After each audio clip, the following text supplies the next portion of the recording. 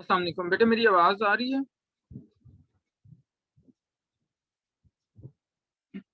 Yes sir. Okay okay right, ठीक, thank you. अच्छा जी, so sorry for being late.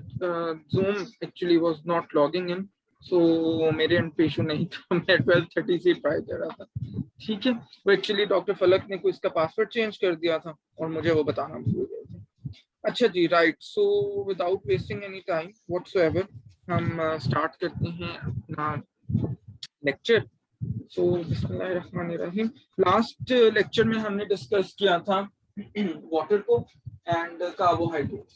So today we are going to discuss about the next food constituent, which is lipids. So आपको mute कर दूं तो आपका जब जिसका कोई क्वेश्चन हो वो अपने आप को अनम्यूट कर सकते हैं। अच्छा जी, राइट। सो बेसिकली लिपिड्स क्या होते हैं? Lipids are a group of compounds which are soluble in organic solvents, और वो वाटर में सॉल्युबल नहीं होते। ठीक है, सो ये आपने खैर एफएससी में भी इतना तो पढ़ा हुआ है केमिस्ट्री के अंदर। सो लिपिड्स वो वाले केमिकल कंपाउंड्स होते हैं जो वाटर में तो सॉल्युबल नहीं होते बट ऑर्गेनिक सॉल्वेंट्स में वो सॉल्युबल होते हैं। लिपिड्स की एग्जांपल्स के अंदर सबसे जो न्यूट्रिशनली इंपॉर्टेंट आ जाते हैं वो ऑयल्स एंड फैट्स हमारे आते हैं। इसके अलावा फिर फ्री फैटी एसिड्स हो गए, स्टीरॉइड्स हो गए, वैक्सेस हो गई। These are also examples of lipids. लेकिन जैसे मैंने कहा, न्यूट्रिशनली स्पीकिंग सबसे इंपॉर्टेंट जो हमारे लिए लिपिड्स हैं, these are oils and fats. ठीक है। अच्छा, अब chemically lipids contain carbon, hydrogen and oxygen. ठीक है, chemically lipids contain carbon, hydrogen and oxygen. अब थोड़ी सी हम बात करते हैं फैट्स एंड ऑयल्स की, जो जैसे मैंने कहा कि ये सबसे ज्यादा इंपॉर्टेंट हमारे लिए फैट्स एंड ऑयल्स होते हैं when we talk about the nutritional content और when we talk about the food. So fats and oils basically these are either saturated or unsaturated fatty acids along with glycerol. So fats and oils में basically या तो हमारे पास saturated fatty acid होता है या हमारे पास unsaturated fatty acid होता है और उसके साथ glycerol molecule attached है। ठीक है, सैचुरेटेड फैट्स कौन से होते हैं केमिकली? मैं पूछ रहा हूँ न्यूट्रिशनली, फिर अभी मैं आपको बताता हूँ कि सैचुरेटेड फैट्स कौन से होते हैं और उनमें और अनसैचुरेटेड कौन से होते हैं और उनमें क्या डिफरेंस होता है। ठीक है, सो सैचुरेटेड फैट्स वो वाले फैट्स होते हैं जिनके अंदर which lack double bonds between carbon atoms. ठीक है, और अनसैचुरेटेड फैटी एसिड्स वो वाले फैटी एसिड्स होते हैं जिनके अंदर there is at least one double bond. ठीक है, सैचुरेटेड फैट्स वो वाले फैटी एसिड्स होते हैं जिनके अंदर डबल बॉन्ड प्रेजेंट नहीं होता, बल्कि और and on the other hand unsaturated fatty acids वो वाले होते हैं जिनके अंदर at least one double bond present होता है। Saturated fats, they are solid at room temperature, and unsaturated fats are liquid at room temperature.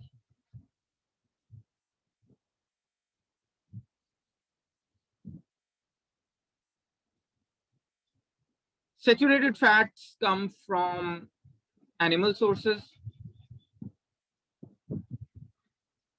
while unsaturated fats come from plant sources.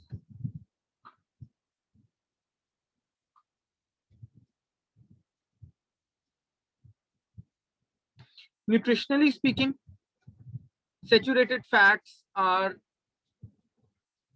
generally not considered to be healthy,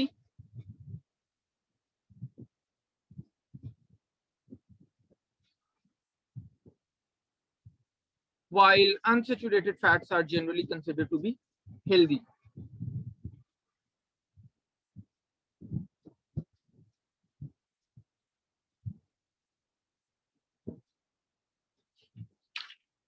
ठीक है, तो ये कुछ chemical और nutritional basis के ऊपर कुछ 3-4 मैंने आपको मेजर डिफरेंसेस बताए हैं सैचुरेटेड फैट्स में और अनसैचुरेटेड फैट्स। अच्छा, अगर हम एग्जांपल्स की बात करें कि कौन से हमारे जो फैट्स हैं वो सैचुरेटेड हैं और कौन से अनसैचुरेटेड हैं जो हमारी डाइट में हम डेली बेसिस पे कंज्यूम कर रहे होते हैं, तो फॉर एग्जांपल अगर हम सैचुरेटेड फैट्स की बात करें तो दीज कम फ्रॉम बटर, चीज, फिर इसी तरह से अगर हम होल मिल्क लेते हैं, होल मिल्क का मतलब है जो जो दूध हम पूरा क्रीम के साथ, बालाई के साथ इस्तेमाल करते हैं। तो ये सारी एग्जांपल्स हैं सैचुरेटेड फैट्स। सर जो अनसैचुरेटेड है वो हेल्दी है? अनसैचुरेटेड जो है वो हेल्दी है, बिल्कुल। अच्छा, इसी सर तरह अनसैचुरेटेड एनिमल्स से मिलते हैं ना? नहीं बेटे, अनसैचुरेटेड प्लांट्स से मिलते हैं, अनसैचुरेटेड प्लांट्स से मिलते हैं, ठीक है, सैचुरेटेड एनिमल से मिलते हैं। सैचुरेटेड की एग्जांपल्स मैंने बताई जैसे बटर, चीज, होल मिल्क। और अनसैचुरेटेड की एग्जांपल्स में क्या आ जाता है, प्लांट्स में हमें कहाँ से फैट्स मिलते हैं, नट्स से। जब आप नट्स खाते हो, ये जो ड्राइड फ्रूट्स होते हैं, आमंड, पिस्ताशियो, वॉलनट, ये तमाम चीजों से। फिर सीड्स जो आप खाते हो, सनफ्लावर सीड्स खाते हो, पंपकिन सीड्स खाते हो, फ्लैक्स सीड्स आजकल बड़े आपको सोशल मीडिया पे बड़ा मिल जाएगा, अलसी जिसको हम कहते हैं, सो कि these are very good for health, होते भी हैं नो डाउट। सो इनको, ये वाले जो सोर्सेज हैं ये प्लांट सोर्सेज हैं and these are examples of unsaturated fats. इसी तरह से वेजिटेबल ऑयल्स, वेजिटेबल ऑयल्स जितने भी, यानी प्लांट सोर्सेज से हम जितने भी ऑयल्स एक्सट्रैक्ट करते हैं वो अनसैचुरेटेड की एग्जांपल्स।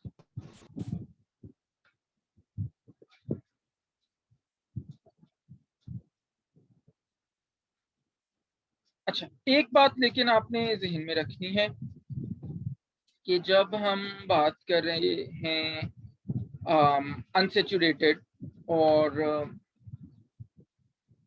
फैट्स की और प्लांट सोर्सेज की, तो इसके अंदर पाम ऑयल या कोकोनट ऑयल इंक्लूडेड नहीं है।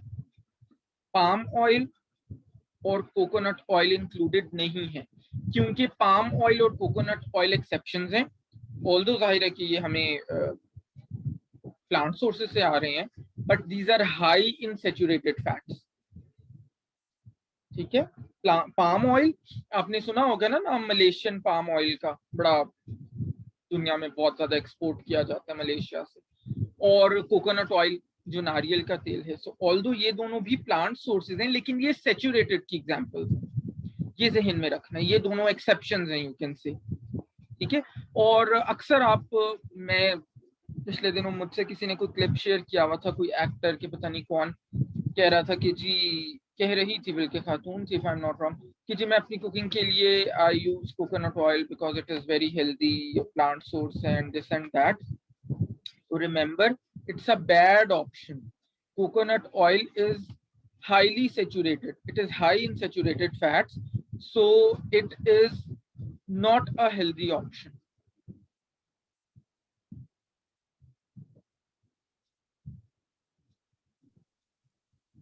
It is not a healthy option. So coconut oil को यूज करके हमें कुकिंग नहीं करनी चाहिए। जो लोग आपको कहते हैं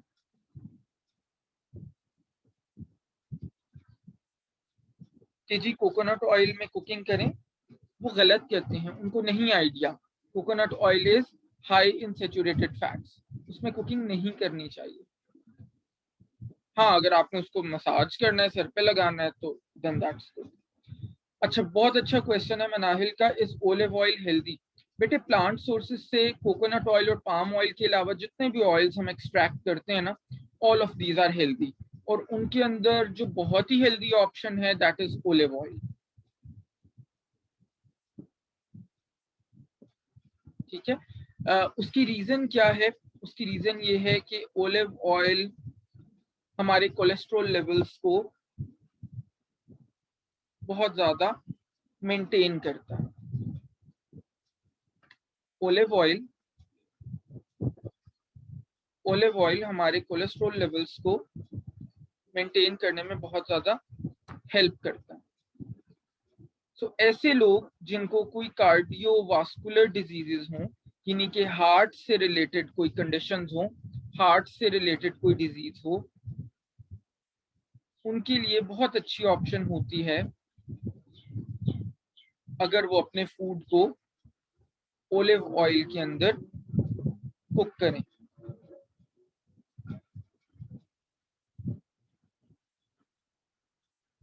बहुत सारे लोग लेकिन कहते हैं कि जी ओलिव ऑयल हमें अच्छा नहीं लगता, उसके टेस्ट हमें अच्छा नहीं लगता, क्योंकि आपको पता है नेचुरली जाहिर हम ट्रेडिशनली अपना खाना कोई ओलिव ऑयल में तो नहीं बनाते, तो इस वजह से फिर समटाइम्स लोग उसको यूज नहीं कर रहे होते, but it's a very good option. अच्छा, ऐसा नहीं है कि सिर्फ ओलिव ऑयल ही अच्छा ऑप्शन है। अगर आपको ओलिव ऑयल अच्छा एक्सपेंसिव भी है, ये भी ध्यान में रखना है।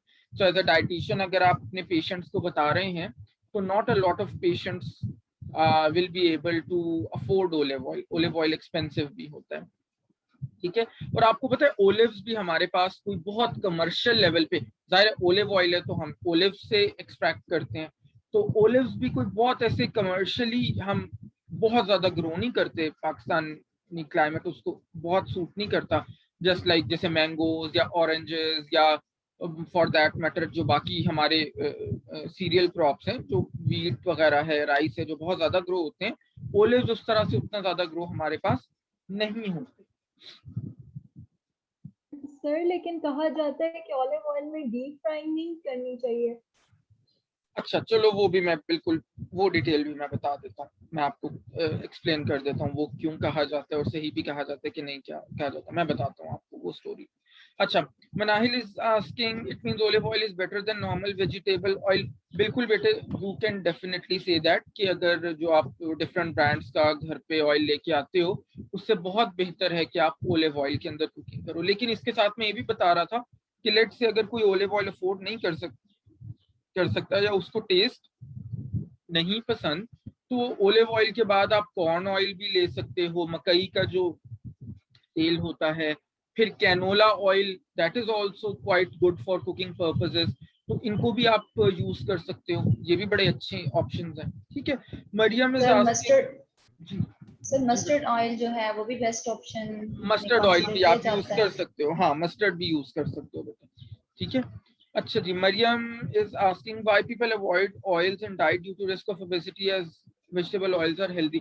बिल्कुल बेटा ऐसे ही है। देखो, हमें सबसे पहले जो चीज अंडरस्टैंड करने की जरूरत है, एक्चुअली मरियम ने अच्छा क्वेश्चन पूछा है।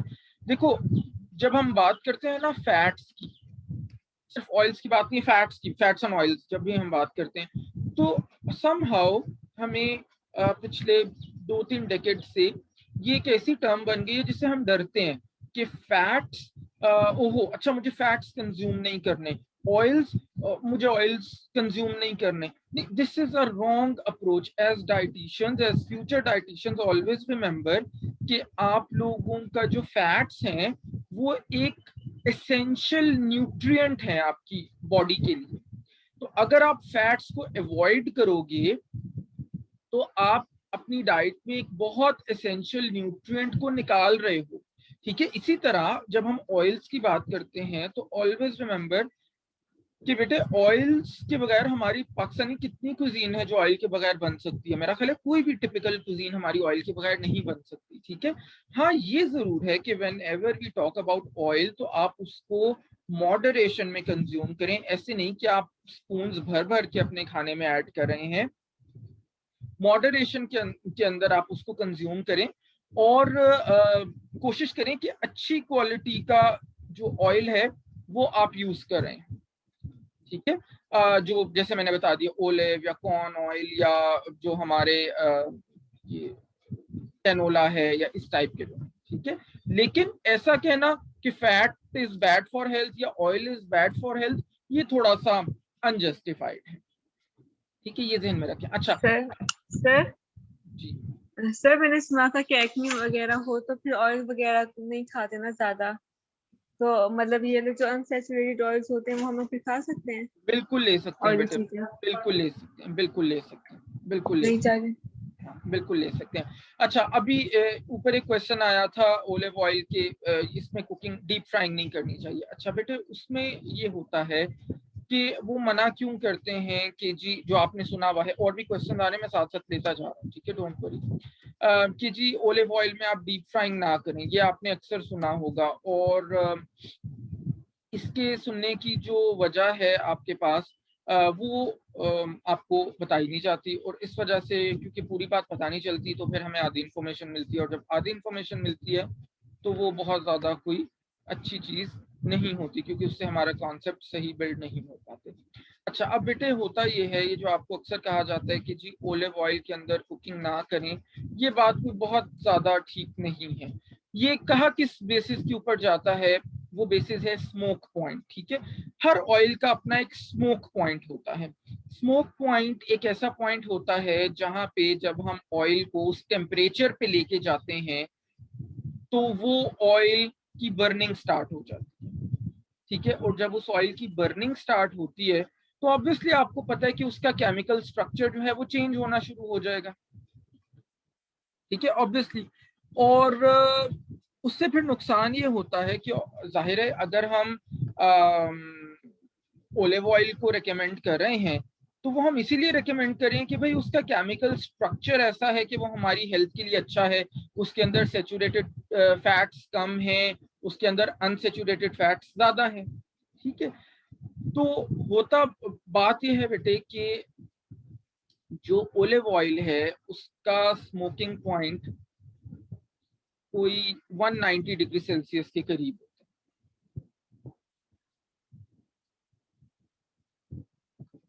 ठीक है। ओलिव ऑयल का जो स्मोक पॉइंट है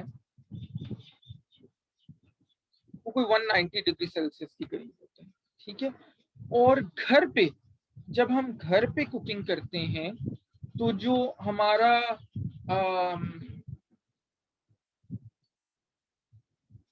होम बेस्ड जो कुकिंग है वो किसी भी फूड को, किसी भी ऑयल को 190 डिग्री सेल्सियस तक लेके नहीं जा सकता। विच मीन्स कि अगर घर में हम ओलिव ऑयल में डीप फ्राइंग भी कर रहे हैं, डीप फ्राइंग पे भी 190 डिग्री सेल्सियस टेम्परेचर नहीं होता, कभी भी नहीं होता। आपको पता है बॉइलिंग पॉइंट कितना है? 100 है वाटर का, ठीक है। तो आपके ख्याल में 190 डिग्री सेल्सियस तक हम हीट करते हैं? नहीं, 190 डिग्री सेल्सियस तक हो तो आप 2 मिनट से ज्यादा चूल्हे के पास खड़े ही नहीं हो सकते, ठीक है। तो घर में जब हम ओलिव ऑयल में फ्राइंग करते हैं या कुकिंग करते हैं या इवन डीप फ्राइंग भी करते हैं तो इट इज सेफ, उससे उसका स्मोक पॉइंट अचीव नहीं होता। हाँ, इंडस्ट्रियल लेवल पे अगर हम ओलिव ऑयल के अंदर डीप फ्राइंग या कुछ ऐसा कर रहे हैं तो वहां पे, क्योंकि ये ऐसे कोई टिपिकल इंडस्ट्री में कोई ऐसे घर वाले चूल्हे तो नहीं लगे हुए ना, वहां तो बड़े बड़े फर्नेसेस होते हैं, वहां पे तो इवन 250 डिग्री सेल्सियस भी टेम्परेचर बड़ी आसानी से अटेन हो जाता है। तो वहां पे जब आप कुकिंग या फूड प्रोसेसिंग करें, वहां पे आप ओलिव ऑयल को इतना हीट अप नहीं कर सकते, क्योंकि वहां अगर ओलिव ऑयल इतना हीट अप हो गया तो उसका बर्निंग पॉइंट अटेन हो जाएगा। बर्निंग पॉइंट अटेन हो गया तो इसका मतलब है कि अब वो उतना ही, वैसा ही उसका केमिकल प्रोफाइल हो गया जैसा आम किसी भी ऑयल का, तो कोई फायदा नहीं है आपको उसमें खाना खाने का, ठीक है। तो ये बात आपने जहन में रखनी है कि घर के अंदर ओलिव ऑयल को आप डीप फ्राई के लिए यूज कर सकते हैं, उससे उसका स्मोक पॉइंट घरों में अटेन नहीं होता। अच्छा, अब एक और बड़ा अच्छा क्वेश्चन मनाहिल का आया हुआ है, our grandmothers always recommend to use desi ghee, is it healthy? Very good question बेटे। देसी घी, एक तो आपको पता है कि देसी घी एनिमल फैट से बन रहा है, जाहिर है बटर से, और उससे हम एक्सट्रैक्ट करते हैं। तो अभी मैंने बताया थोड़ी देर पहले कि animal fats are high in saturated fats. तो पहली चीज तो हमें ये पता चल गई कि desi ghee is high in saturated fats, ठीक है। लेकिन हैविंग सेड दैट, देसी घी का केमिकल प्रोफाइल सेचुरेटेड फैट्स में तो हाई है, नो डाउट, ठीक है, ये हमें पता चल गया। लेकिन इसके साथ साथ desi ghee contains a lot of goodness as well, उसके अंदर बड़े सारे ऐसे न्यूट्रिएंट्स हैं जो हमारी हेल्थ के लिए बहुत अच्छे हैं, ठीक है।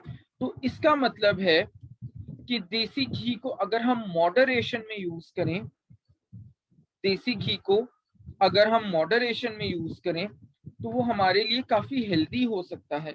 और मॉडरेशन में यूज करने का मतलब होता है बेटे कि एक एडल्ट दिन में 1 टेबल स्पून देसी घी कंज्यूम कर सकता है, पूरे दिन में 1 टेबल स्पून। और उसको भी अगर आप डिवाइड कर लें, जैसे थोड़ा सा आपने मॉर्निंग में ले लिया, थोड़ा सा लंच टाइम पे ले लिया, थोड़ा सा डिनर में ले लिया, तो वो बहुत ही अच्छी ऑप्शन बन जाती है फिर, ठीक है। तो अगर आपको कोई हार्ट रिलेटेड कंडीशन नहीं है, आप हेल्दी हैं, यंग हैं, जैसे आपकी एज है, तो आप 1 टेबल स्पून देसी घी रोजाना इस्तेमाल कर सकते हैं, बिल्कुल।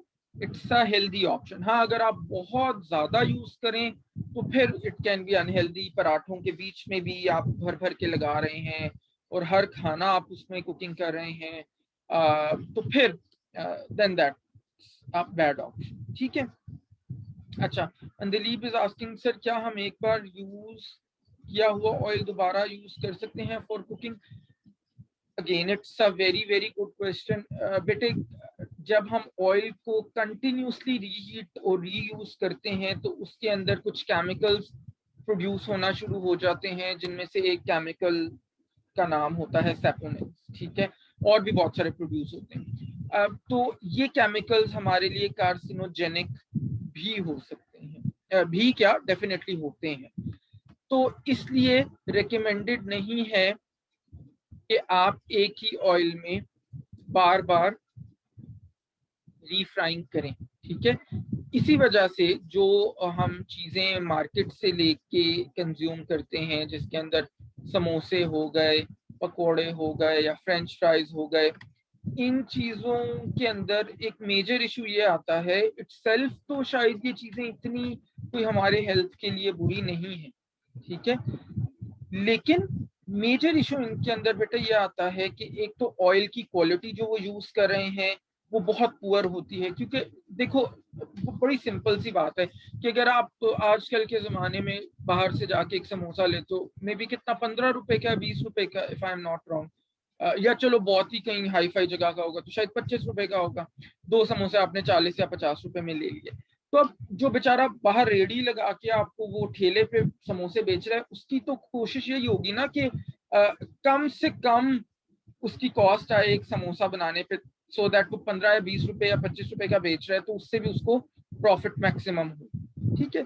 तो पहली चीज तो ये कि वो ऑयल बहुत पुअर क्वालिटी का यूज करते हैं। और आपको मैं यहाँ पे जरा आई ओपनिंग भी एक फैक्ट बताऊं कि बहुत सारे हमने इस्लामाबाद और पिंडी में रिसर्चेस की, सर्वेस किए, और उनसे हमें ये पता चला कि ज्यादातर वेंडर्स, ये जो स्ट्रीट वेंडर्स जो गली में आप या छोटे मार्केट्स में आपको समोसे और पकौड़े और फ्रेंच फ्राइज मिल रहे होते हैं, ये वाले जो आपके वेंडर्स होते हैं, ये आपका सोप इंडस्ट्री, जब साबुन बनता है ना, सोप जब मैन्युफैक्चर होता है तो उसके अंदर एंड पे जो बाय प्रोडक्ट बनता है, यानी बाय प्रोडक्ट वो वाला प्रोडक्ट होता है जो हमारा मेन प्रोडक्ट रिक्वायर्ड नहीं होता, बल्कि मेन प्रोडक्ट बनाते बनाते कुछ साथ में एडिशनल प्रोडक्ट्स बन रही होती हैं। तो जब ये बाय प्रोडक्ट एक बनता है, वो ऑयल उससे एक्सट्रैक्ट करते हैं। और वो ऑयल मैंने क्या बताया किस इंडस्ट्री से वो बाय प्रोडक्ट लेके आ रहे हैं, सोप इंडस्ट्री से, साबुन बनाने वाली इंडस्ट्री से। तो उसको ये ज्यादातर वेंडर्स उसको फ्राइंग के लिए यूज करें। अब इमेजिन कर लो कि हम ऑयल के नाम पे क्या खा रहे हैं, एक बात। दूसरा इशू ये है कि इस ऑयल को वो कितने कितने दिन चेंज नहीं करते। घरों में तो देखो, जब हम लेट से मैंने आज फ्रेंच फ्राइज बनाए फॉर एग्जांपल, तो वो डेली बेसिस पे तो घर में फ्रेंच फ्राइज नहीं बनेंगे ना, मे बी 2 दिन बाद या 3 दिन बाद दोबारा मैं बना रहा हूँ। लेकिन जो स्ट्रीट वेंडर जिसका काम ही समोसे बनाना या पकोड़े बनाना या चिप्स बनाना है, वो तो जाहिर है दिन में 4, 6, 8, 10, 15, इवन 20 मरतबा भी फ्राइंग कर रहा है। तो सोचो कि अगर वो 4-5 दिन भी ऑयल चेंज नहीं करता तो वो कितनी बार उस ऑयल को रीयूज करे, 80, 90, 100 टाइम्स। और वो आपको, इसका मतलब है कार्सिनोजेनिक ऑयल के अंदर आप वो कंज्यूम करें, ठीक है। तो ये कहानी है रीफ्राइंग की। तो रीफ्राइंग के लिए जो रेकमेंडेड है वो ये है कि 3 to 4 टाइम्स आप मैक्सिमम रीफ्राई करो, उसके बाद उस ऑयल को डिस्कार्ड कर दो, ठीक है, मैक्सिमम 3 to 4 टाइम्स, उसके बाद आप डिस्कार्ड कर दो और फ्रेश ऑयल के अंदर नेक्स्ट आप करो। अच्छा जी, मजीद क्वेश्चन है? अभी मेरे ज़हन में खुद से भी 2-3 पॉइंट्स बड़े इंपॉर्टेंट आए हैं, वो भी मैंने बताने। अच्छा, Adeen is asking, sir I heard a woman telling that she gives her daughter 1 spoon olive oil every morning so direct intake is healthy. Very good question. अच्छा बेटे, ओलिव ऑयल के अंदर एक फर्दर टाइप आती है जिसका नाम होता है extra virgin olive oil.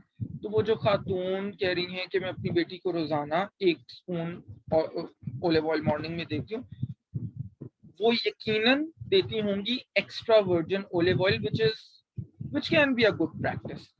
Extra virgin olive oil का बेटे मतलब ये होता है कि जब हम ओलिव्स को कल्टीवेट करते हैं ना, जब अच्छा, Tahiyat is saying my father takes 2 so is it healthy? Okay, तो ताहियात आप भी बेटे मुझे बताओ, आई होप वो एक्स्ट्रा वर्जिन लेते होंगे, वो ज्यादा बेहतर ऑप्शन है अगर ऐसे चम्मच के साथ लेते हैं। यस सर, वही। Okay, very good, excellent. तो yes, he can continue that, और वो खातून जो आप बेटे बता रही हो अदीन, वो भी कंटिन्यू कर सकती हैं। एक्स्ट्रा वर्जिन ओलिव ऑयल क्या होता है? जब हम बेटे ओलिव्स को हार्वेस्ट करते हैं, कल्टीवेट करते हैं, उसको जब प्रेस करके फर्स्ट टाइम, यानी मेरे हाथ में एक ओलिव आया, उसको मैंने मैकेनिकली मशीन्स के थ्रू या हाथ के थ्रू लिटरली प्रेस किया, और जो बिल्कुल फर्स्ट इनिशियल ऑयल मेरे पास एक्सट्रैक्ट हुआ है उसको एक्स्ट्रा वर्जिन ओलिव ऑयल कहते हैं।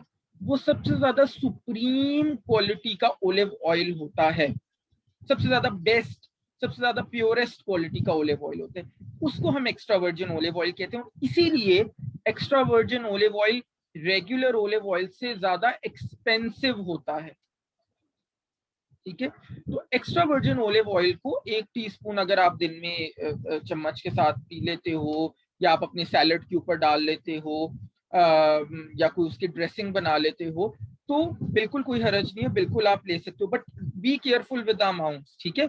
ऐसा नहीं कि फिर वही बात है भर भर के आप उसको लेना शुरू हो जाओ, at the end of the day वो भी आपको फैट ही दे रहा है, ठीक है, क्योंकि फैट सबसे ज्यादा एनर्जी डेंस न्यूट्रिएंट है, 9 कैलोरीज पर ग्राम देता है आपको, तो वो आपने ध्यान रखना है बहुत हेल्दी, लेकिन कैलोरी डेंस भी है, ये भी जहन में रखना है, कैलोरीज भी ज्यादा मिलती हैं। तो ओनली 1 टीस्पून अगर आप ले लेते हो तो then that is very good. अच्छा, अब ये कहानी हो गई, मजीद क्वेश्चन आ गए। अच्छा, Fiza is asking, sir, if someone has a heart problem but he is cured, so after that if he consumes 1 tablespoon of desi ghee every day, as you said, so it will be problematic for him or not? बेटे, care needs to be taken. 1 tablespoon ज्यादा है, अगर heart related condition उसकी medical history रही है, maybe half tablespoon maximum दिन में I would recommend for such a person, half tablespoon, उससे ज्यादा ना लें, ठीक है। अच्छा, ये भी मैं बेटे बता दूं कि टेबल स्पून होता कितना है, किसी को पता है टेबल स्पून कितना होता है? व्हेन वी से 1 टेबल स्पून, तो उसका क्या मतलब है? 1 टेबल स्पून का मतलब है 15 ग्राम्स, 15 ग्राम्स। टेबल स्पून खाने के चम्मच को कहते हैं, जो हम जिसे हम चावल खाते हैं, राइस खाते हैं, ठीक है। हाँ, अगर लिक्विड्स हो तो 15 ml, दैट्स राइट, और जैसे हम देसी घी या उसकी बात करें तो 15 ग्राम्स, बिल्कुल ऐसे ही है। अच्छा, Tayat sir, is it good for constipation too? Very good question, yes, बिल्कुल ऐसा ही है, खास तौर बड़ों में भी, खैर नो डाउट, बच्चों में जिनको कॉन्स्टिपेशन हो उनको आप अच्छा फैट का सोर्स दें, देसी घी आप उनके, इवन मिल्क में भी। अगेन बेटे, be very very careful with the amount. अब छोटा बच्चा है तो ऐसा नहीं कि आप उसको 1 टेबल स्पून देना शुरू कर दो, क्योंकि हमने ऑयल्स एंड फैट्स के लेक्चर में सुना था, डेफिनेटली जितनी एज का बच्चा है उसके अकॉर्डिंगली आप उसको जस्ट स्लाइट सा अमाउंट अगर आप उसके मिल्क में ऐड कर दो, तो yes, that is very good for constipation. Even adults भी, लॉट ऑफ टाइम्स हमारी जो कॉन्स्टिपेशन होती है वो इस वजह से होती है कि हमारी फैट इनटेक अच्छा नहीं होता, ठीक है, तो उसके लिए अच्छा है। फिर देखो, अभी मैं थोड़ी देर पहले बताया था ना कि fat is an essential nutrient, उसको प्लीज खुदारा अपनी डाइट से मत निकालो। अच्छे सोर्सेस पे फोकस करो जो मैंने आज आपको बता भी दिए, और अमाउंट को मॉडरेशन में यूज करो, दैट्स इट। फैट को से डरने की जरूरत नहीं है, फैट्स को हमेशा लेना चाहिए।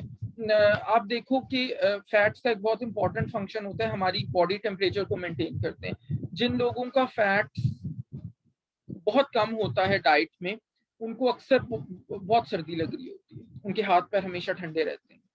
फिर आपको पता है कि फैट्स हमारी जो वाइटल ऑर्गन्स हैं, हार्ट, लंग्स, लिवर, किडनीज, इनके अराउंड एक कुशनिंग प्रोवाइड करता है, एक लेयर प्रोवाइड करता है, प्रोटेक्शन करता है इन डेलिकेट ऑर्गन्स। ठीक है, तो बेइंतहा इंपॉर्टेंट फंक्शन है फैट्स की हमारी बॉडी में। अच्छा, Dania is asking sir, if I take a desi ghee paratha every day, is that healthy? बिल्कुल हेल्दी है बेटे। फिर वही बात है कि देखो, अगर आप देसी घी पराठा एक ले रहे हो तो उसमें आप मैक्सिमम 1 टेबल स्पून देसी घी ऐड करोगे ना, मेरा ख्याल है इससे ज्यादा तो, अगर आप जो हमारा टिपिकल बल वाला या तय वाला जिसको कहते हैं वो भी बनता है, तो 1 टेबल स्पून से ज्यादा तो बहरहाल उसमें भी ऐड नहीं होता। ठीक है, तो अगर आप एक देसी घी पराठा रोज ले रहे हो तो then that is fine. Ayesha is asking sir, how to gain weight through healthy fat if you have anemia? अच्छा बेटे, वेट गेन करने का सिंपल सा फॉर्मूला ये होता है कि आपको जितनी कैलोरीज रिक्वायर्ड है, आप उससे ज्यादा कैलोरीज कंज्यूम करना शुरू कर दो तो आपका वेट गेन होना शुरू हो जाएगा। ठीक है, और सेकेंडली आपने जो पूछा how to gain weight through healthy fat if you have anemia, तो एनीमिया का फैट से तो कोई लिंक नहीं है। ठीक है, तो आप एनीमिया को सेपरेटली मैनेज करो, आयरन रिच फूड उसके लिए कंज्यूम करो, और वेट गेन करने के लिए अपनी कैलोरीज को इंक्रीज कर दो। कैलोरी सिर्फ कोई फैट से ही इंक्रीज नहीं करनी, कार्बोहाइड्रेट्स भी ज्यादा कंज्यूम करना शुरू कर दो, प्रोटीन भी ज्यादा कंज्यूम करना शुरू कर दो, थोड़ा सा प्रोपोर्शनली फैट्स को भी आप इंक्रीज कर सकते हो हेल्दी सोर्सेज से। Mispa is asking sir, how does desi ghee intake help pregnant women? It is a routine in desi house hold. Excellent question. बिल्कुल बेटे ऐसा ही है। देखो, खास तौर पे जब डिलीवरी हो जाती है या सी सेक्शन हो जाता है, मेरे पास भी हॉस्पिटल में बहुत सारी खवातीन, I would say on an average भी मैं कोई 8-10 सी सेक्शंस तो हर वीक देखता हूँ, सी सेक्शन वाली खवातीन की डाइट। सो बहुत सारी खवातीन या उनके घर वाले पूछे होते कि जी अब हम देसी घी दे सकते हैं बेटे? बिल्कुल दे सकते हैं। देखो, how does it help? It's a good source of energy. C section के बाद या 9 मंथ्स की लॉन्ग प्रेगनेंसी के बाद you need good energy levels as well. ठीक है, अक्सर खवातीन को उस वक्त ये होता है कि जी हमारा वेट गेन हो गया था, हमने फटाफट से हमें बताएं वेट लॉस करना। सो नहीं, पहले आपको रिकवर करना है, फिर आप वेट लॉस करो, अच्छी बात है। ठीक है, get back in shape, get back to your regular body weight, healthy हो, लेकिन बाद में लेटर ऑन। अभी आपने ये नहीं कि आज डिलीवरी हुई है या आज सी सेक्शन हुआ और परसों से आपके अच्छा जी मुझे कुछ ऐसा बताएं मेरा वेट लॉस हो जाए फौरन से, इट्स अ पुअर ऑप्शन। तो देसी घी आपको एक तो एनर्जी देगा, फिर न्यूट्रिएंट्स में रिच है, मैंने बताया। फिर आपको बहुत सारी फीमेल्स को ड्यूरिंग प्रेगनेंसी कॉन्स्टिपेशन की शिकायत रहती है, उनके लिए बड़ा अच्छा है। तो all in all it's a very good option for to be consumed during pregnancy और आफ्टर डिलीवरी। ठीक है, फिर वही बात है, moderation is the key. Moderation is the key. 1 table spoon से ज्यादा अगर आप लेंगे तो इट कुड बी प्रॉब्लमैटिक। ठीक है, तो उसके अंदर आपने सर ये जो फैट्स और ऑयल होते हैं, क्या ये ब्लड शुगर को अफेक्ट करते हैं? मींस डायबिटीज पेशेंट जो होते हैं, तो क्या ऑयल्स या फैट्स वगैरह उन पे भी कोई इफेक्ट करती हैं कुछ? अच्छा, वेरी गुड क्वेश्चन। बेटे देखो, पहली चीज तो ये कि fats and oils directly blood sugar को कोई इफेक्ट नहीं कर रहे होते। Fats and oils directly blood sugar को बिल्कुल इफेक्ट नहीं कर रहे होते। हाँ, जो डायबिटिक्स हैं उनको हम ये जरूर कहते हैं कि आपने अपना ऑयल या फैट का इंटेक कम रखना है, मॉडरेशन में रखना है। उसकी रीजन क्या है कि वो इनडायरेक्टली उनको इफेक्ट जरूर कर रहे होते हैं। किस तरह से? अगर हम ऑयल्स या फैट्स को बहुत ज्यादा अमाउंट में लेना शुरू कर देंगे, मुझे डायबिटीज है और मैं बहुत ज्यादा ऑयल या फैट्स लेता हूँ, भले मैं बहुत हेल्दी सोर्सेज से भी क्यों ना ले रहा हूँ, लेकिन मैं बहुत ज्यादा लेता हूँ, तो उससे नुकसान ये होगा कि मेरा वेट गेन होने के चांसेस ज्यादा हैं। जितना मेरा वेट गेन ज्यादा होता जाएगा उतने मेरे ब्लड शुगर कंट्रोल पुअर होता जाएगा। ठीक है, जितना ज्यादा मेरा वेट गेन होगा ब्लड शुगर कंट्रोल उतना ही मेरा पुअर होगा। ठीक है, तो ये चीज आपने अपने जहन में रखें। सर अच्छा जी। सर मैंने ये पूछना है कि जैसे हम हर दूसरे दिन टीवी पे डॉक्यूमेंट्रीज वगैरह देखते हैं कि ऑयल की फैक्ट्रीज किस तरह फ्रॉड वगैरह कर रही होती हैं, तो अभी पाकिस्तान में कोई ऐसी रिसर्च हुई हो जहाँ पे ऑयल जहाँ का उन्होंने कहा हो कि बिल्कुल ठीक है और आप इसे ले सकते हैं, कंपनी कोई ऐसी? अच्छा बेटे देखो, हमेशा ध्यान में रखो, इस तरह की डॉक्यूमेंट्रीज आपने ऑयल पे भी देखी हैं, आपने मिल्क पे भी देखी हैं, मीट के नाम पे भी, अल्लाह माफ करे, आपको पता ही है मैं क्या कहूँ, हमने लोगों को क्या कुछ खिला दिया है मटन के नाम पे और चीजों के नाम पे, आपको पता ही है, ठीक है। तो उसके अंदर बस ये है कि आप always look for a good brand, जो थोड़ा सा बेहतर, जो एस्टैब्लिश्ड, जो रेप्यूटेबल आपका ब्रांड हो। वी कांट रियली से कि देखो, पहली चीज तो ये है कि ऐसी जो भी डॉक्यूमेंट्रीज आप देखते हो ना, वो अक्सर स्टिंग ऑपरेशंस होते हैं। स्टिंग ऑपरेशंस का मतलब है जिसमें कैमरा हाइड करके वो जाते हैं, ऐसे ही होता है ना। क्योंकि वो जाहिर है जिसकी वो इंडस्ट्री है, फैक्ट्री है, वो प्लांट लगाया हुआ है जिसने, वो आपको अलाउ तो नहीं करेगा कि अच्छा मेरे आप आए और विजिट करें, और सो दैट ऐसा ना हो कि कुछ ऐसी प्रैक्टिस हो रही और वो एक्सपोज हो गए, तो वो स्टिंग ऑपरेशन होते हैं। तो ऐसा हम यहाँ बैठ के नहीं कह सकते कि जी ये जो है वो बाय फार बेस्ट क्वालिटी है या इससे अच्छी कोई चीज नहीं हो सकती। बस आप हमेशा ये देखो कि जी आपको एक अच्छे ब्रांड का आप चूज करो, और अच्छा ब्रांड का मतलब जरूरी नहीं है वो बहुत एक्सपेंसिव हो। ये भी हमारा एक वो बन गया हुआ है ना कि जो चीज महंगी है वो अच्छी है, जरूरी नहीं है बेटे कि बहुत महंगी चीज बहुत अच्छी भी है, ठीक है। तो उसका लेबल जरूर देखो आगे, फिर इंशाल्लाह जैसे जैसे आप अपनी डिग्री में आगे जाओगे आप पढ़ोगे भी लेबलिंग की क्या इंपॉर्टेंस है, उससे क्या हमें इंफॉर्मेशन मिलती है और कैसे हम इंपॉर्टेंट इंफॉर्मेशन को लेबल से एक्सट्रैक्ट कर सकते हैं। तो फूड लेबल को पढ़ना बड़ा जरूरी है कोई चीज परचेज करने से पहले। तो उसमें आप देखो जिसके अंदर सैचुरेटेड फैट्स कम हैं, जिस ऑयल में आप लेबल जब पढ़ोगे, जिसके अंदर जो गुडनेस है बाकी न्यूट्रिएंट्स की वो ज्यादा है। फिर मैंने आपको कहा था फेमस जो ब्रांड्स है वो विटामिन ए और विटामिन डी को फोर्टिफाई कर रहे हैं, वो वाला ब्रांड आप पिक करो। तो ये चीजें आप जहन में रखते हुए अपना ब्रांड सेलेक्ट करो, आपने ऑयल कौन सा परचेज करना है, ठीक है। अच्छा अंदलीप इज सर आस्किंग एक जो जी जी सर एक स्टेटमेंट होती है कि कुकिंग ऑयल से कुकिंग ऑयल और कुकिंग घी में हम लोग कुकिंग घी को ज्यादा प्रेफर करते हैं, तो क्या ये स्टेटमेंट सही है कि हमें कुकिंग घी को ज्यादा प्रेफर करना चाहिए कुकिंग ऑयल से? अच्छा बिल्कुल, अगेन गुड क्वेश्चन बेटे, बिल्कुल भी सही नहीं है। इट्स अ पुअर ऑप्शन जो हम कुकिंग घी यूज करते हैं, जिसको हम बनास्पति घी कहते हैं ना, सिंपल अपनी नॉर्मल लैंग्वेज में बनास्पति घी। So it's a poor option. वो क्यों है, चलो उसकी डिटेल भी मैं अभी बताता हूँ। अच्छा आपने ऐसा क्वेश्चन कर लिया, फिर लंबी चौड़ी डिटेल। अच्छा देखो बेटे, हमने ये कहा, और ये जरा गौर से सुनना, ये इंपॉर्टेंट बात बताने लगे। देखो हमने ये कहा कि अनसैचुरेटेड फैट्स हेल्दी हैं और unsaturated fats mainly plant sources से आते हैं, बिल्कुल सही हो गया। और हमने ये कहा कि सैचुरेटेड फैट्स जनरली अनहेल्दी हैं और वो हमारे पास एनिमल सोर्सेज से आते हैं, ठीक है। ये हमारा इस्टेब्लिश हो गया। अच्छा अब दूसरी तरफ मैं ये कह रहा हूं कि जो हम बनास्पति घी ले रहे हैं वो अनहेल्दी है, इट्स अ पुअर ऑप्शन, ठीक है। हालांकि जो बनास्पति घी है वो भी तो हमारा प्लांट सोर्सेज से आ रहा है ना, या नहीं आ रहा? बनास्पति घी प्लांट सोर्सेज से ही बनता है ना, देसी घी एनिमल सोर्सेज से आता है, लेकिन जो कुकिंग जो हम बनास्पति घी यूज करते हैं वो तो हमारा प्लांट सोर्सेज से आता है, तो फिर वो बैड क्यों है? अच्छा होता बेटे ये है, प्रॉब्लम यहाँ पे आता है कि जब हम प्लांट फैट्स को एक्सट्रैक्ट करते हैं तो वो हेल्दी हैं और हम उनको कंज्यूम करें। ऑयल हमने एक्सट्रैक्ट किया, हमने कॉर्न लिया उसको ऑयल एक्सट्रैक्ट किया, उसको यूज किया, बहुत अच्छा है। ओलिव्स लिए उसको ऑयल एक्सट्रैक्ट किया, उसको यूज किया, बहुत अच्छा है। कॉर्न लिया उसको एक्सट्रैक्ट किया, उसको यूज किया, बहुत अच्छा। जो भी हम प्लांट से हम ले रहे हैं ऑयल, लेकिन जब हम प्लांट ऑयल को एक्सट्रैक्ट करके उससे उसको फैट में कन्वर्ट करते हैं फैट में कैसे कन्वर्ट करते हैं? इंडस्ट्रियल प्रोसेसिंग से कन्वर्ट करते हैं। जब हम इंडस्ट्री में जाके प्लांट ऑयल को फैट में कन्वर्ट करते हैं, यानी लिक्विड से सॉलिड में कन्वर्ट करते हैं,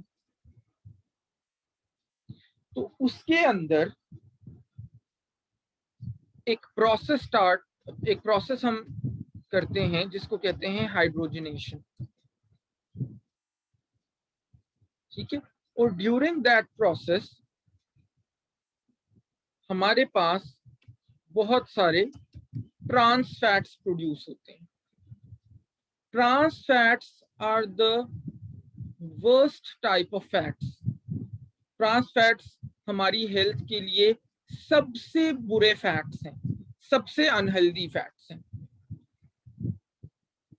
ठीक है, तो एक्चुअली जो हमारा बहुत हेल्दी फैट का सोर्स था, जो प्लांट ऑयल्स थे, उनको हमने हाइड्रोजनेशन करके इंडस्ट्री में बहुत बुरी फॉर्म ऑफ फैट में कन्वर्ट कर दिया, जो वनस्पति घी हमने बनाया। तो अब अगर भले ही वनस्पति घी का एक्चुअल सोर्स प्लांट्स हैं, लेकिन वनस्पति घी में जो भी हम कुकिंग करते हैं या जो भी हम खाना खाते हैं, that is really really unhealthy for us. और आप देखो वनस्पति घी भी कितनी जल्दी, वनस्पति घी में बना हुआ खाना कितनी जल्दी ठंडा होता है, कितनी जल्दी सॉलिडिफाई हो जाता है। ठीक है, तो it's a very bad option. So अगर आप लेट्स से मैं आपसे पूछूं कि एक तरफ आपके पास देसी घी है, एक तरफ आपके पास let's say regular cooking oil है, और एक तरफ आपके पास वनस्पति घी है, तीन सोर्सेस, देसी घी, कुकिंग ऑयल, वनस्पति घी। तो सबसे अच्छा, सबसे नेचुरल कौन सा हुआ? देसी घी हुआ, लेकिन मॉडरेशन में। ठीक है, मॉडरेशन में देसी घी। फिर सेकंड नंबर पे कुकिंग ऑयल आ गया आपका, क्योंकि प्लांट सोर्सेस से आ रहा है और उसके अंदर हमको इंडस्ट्रियल प्रोसेसिंग नहीं करे। और थर्ड नंबर पे फिर आपका आएगा वनस्पति घी। तो ये प्लांट सोर्सेस से रहा है, लेकिन इसके अंदर हम इंडस्ट्रियल प्रोसेसिंग करके इसका बेड़ा गर्क करके इसको हम कंज्यूम करते हैं। ठीक है, तो ये आपकी सारे क्वेश्चंस का आंसर है। Are diet plans effective? Like if you want to lose weight, then we'll follow a diet plan, but its effects are not long lasting. Is this true? बिल्कुल ऐसा नहीं है बेटे। अच्छे काम के डाइटिशियन के पास जाओगे तो वो ऐसा डाइट प्लान देगा जिसके इफेक्ट्स लाइफ लॉन्ग होंगे, और फजूल किस्म के डाइटिशियंस के पास जो आपको बेवकूफ बना रहे होते हैं, उनके पास जाओगे तो 2-4-6 दिन से ज्यादा वो डाइट प्लान फॉलो ही नहीं कर सकोगे। ठीक है, तो ये चीज ध्यान में रखनी है। और आर डाइट प्लान इफेक्टिव? बिल्कुल हैं, इसीलिए तो ये डिग्री है, इसीलिए तो हम ये पढ़ रहे हैं, इसीलिए तो आपने इसमें एडमिशन लिया है। ठीक है, कि आप ये सीख सको कि इफेक्टिव डाइट प्लान कैसे बनाते हैं, किस मेडिकल कंडीशन में कौन सी डाइट्स देनी है, किस मेडिकल कंडीशन में कौन से फूड्स अच्छे हैं, किस में कौन से अच्छे नहीं हैं, ये तमाम चीजें। Manoor is asking sir, oils and fats asthma patients के लिए भी हेल्दी होते हैं? कोई ऐसा डायरेक्ट इफेक्ट तो नहीं है अस्थमा पेशेंट्स पे ऑयल्स एंड फैट्स का, ले सकते हैं। सोर्सेज अगेन हेल्दी सोर्सेज पे आप फोकस करोगे। अच्छा, बहुत सारे अब मैंने आपके क्वेश्चंस को आंसर कर दिया। आई होप अब आपको बहुत सारी चीजें क्लियर हो गई होंगी आपके ऑयल्स एंड फैट्स को लेके। अच्छा, मजीद अब 2-3 चीजें मैंने भी बेटे इसमें ऐड करनी है। एक तो ये कि जब हम सेचुरेटेड फैट्स की बात कर रहे थे तो हमने ये कहा कि सेचुरेटेड फैट्स एनिमल सोर्सेस से आते हैं, बिल्कुल ठीक है। इसके अलावा बहुत सारी फूड प्रोडक्ट्स जो आपको मार्केट में नजर आती हैं, जिसमें बेकरी प्रोडक्ट्स हैं या प्रोसेस्ड फूड्स हैं, उनके अंदर भी सेचुरेटेड फैट्स प्रेजेंट होते हैं, जैसे बिस्किट्स हो गए, केक्स हो गए, पेस्ट्रीज हो गई, डोनट्स हो गए। इन तमाम चीजों के अंदर भी आपको सेचुरेटेड फैट्स बहुत ज्यादा मिल जाते हैं। हेंस कहने का मतलब ये है कि बहुत ज्यादा बेकरी प्रोडक्ट्स भी कंज्यूम करना, बिस्किट्स, कुकीज, पेस्ट्रीज, पिज्जाज, ये तमाम चीजें भी बहुत ज्यादा अमाउंट्स में कंज्यूम करना, that is also unhealthy for you. ठीक है, अनहेल्दी फॉर यू। एक बात हो गई। दूसरी बात बेटे ये हो गई कि जब हमने अनसैचुरेटेड फैट्स की बात की तो उसकी फर्दर दो टाइप्स हैं अनसैचुरेटेड फैट्स की। एक को हम कहते हैं म्यूफाज और एक को हम कहते हैं प्यूफाज। म्यूफाज बेटे कहते हैं मोनो अनसैचुरेटेड फैटी एसिड्स। म्यूफाज हम कहते हैं मोनो अनसैचुरेटेड फैटी एसिड्स और प्यूफाज हम कहते हैं पॉली अनसैचुरेटेड फैटी एसिड्स।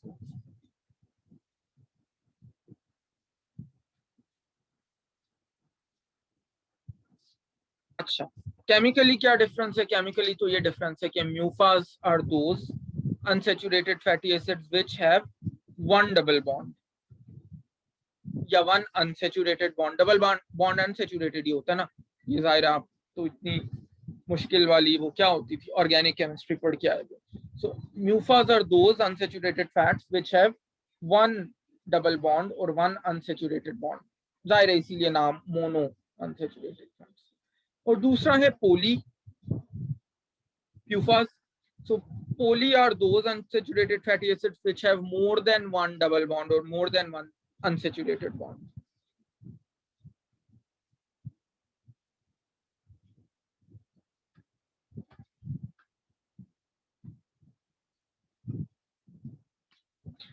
अच्छा, अब इनमें से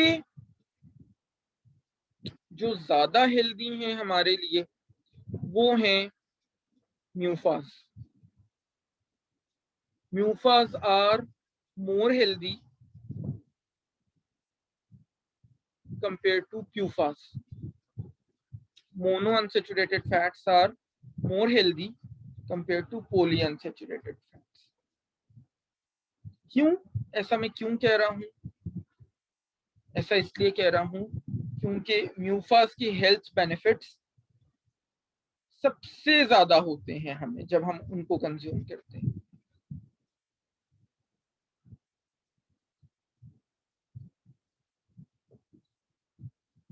और वो हेल्थ बेनिफिट्स क्या हैं? आपको पता है कि हमारे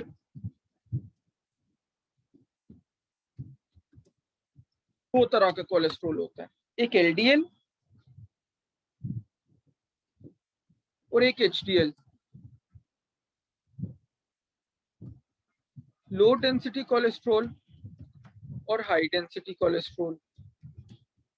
लो डेंसिटी कोलेस्ट्रॉल को हम बिल्कुल अपनी सादा जबान में बैड कोलेस्ट्रॉल भी कहते हैं और एचडीएल को हम अपनी कॉमन लैंग्वेज में गुड कोलेस्ट्रॉल भी कहते हैं। अब जब हम म्यूफाज कंज्यूम करते हैं, म्यूफाज बेटे मोनो अनसैचुरेटेड फैटी एसिड्स और प्यूफाज पॉली अनसैचुरेटेड फैटी एसिड्स। ठीक है। अच्छा, अब जब हम म्यूफाज कंज्यूम करते हैं तो म्यूफाज हमारे एलडीएल कोलेस्ट्रॉल को, बैड कोलेस्ट्रॉल को डिक्रीज करते हैं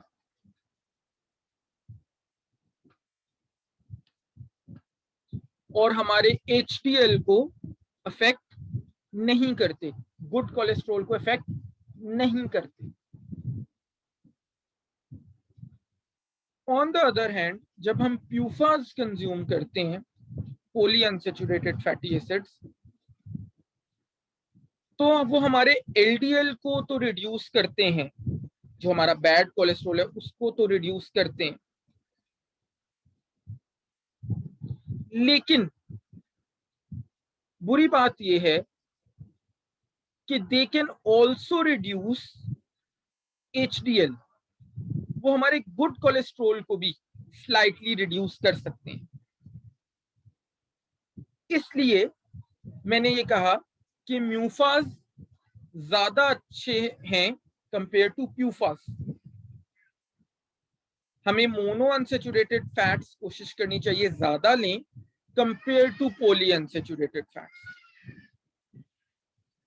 अच्छा, एग्जाम्पल्स अगर म्यूफास की मैं बात करूं, अभी हम ओलिव ऑयल की बात कर रहे थे,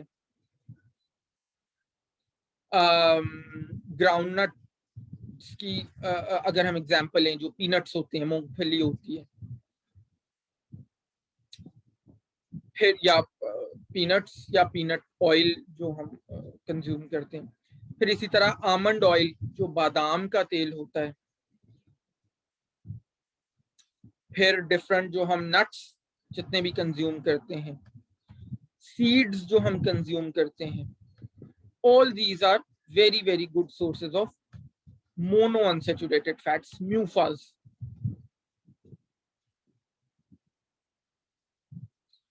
And when we talk about PUFAs, तो उनकी जो बेस्ट एग्जांपल्स आ जाती हैं वो हैं वेजिटेबल ऑयल्स,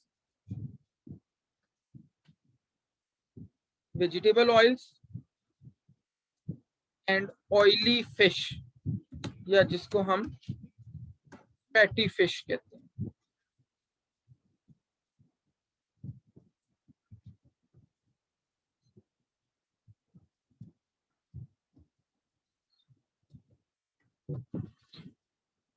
जिनकी एग्जांपल्स फैटी फिश या ऑयली फिश की एग्जांपल मैकरल, सार्डीन्स, ट्यूना,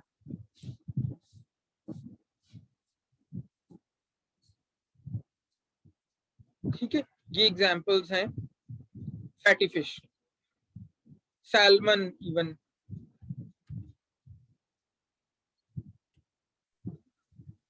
ठीक है। बेटे मैंने चैट बॉक्स में भी टाइप की है, मैकरल, सार्डीन्स, ट्यूना,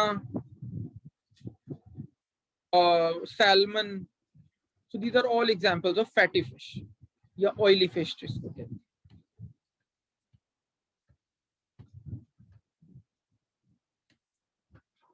ठीक है।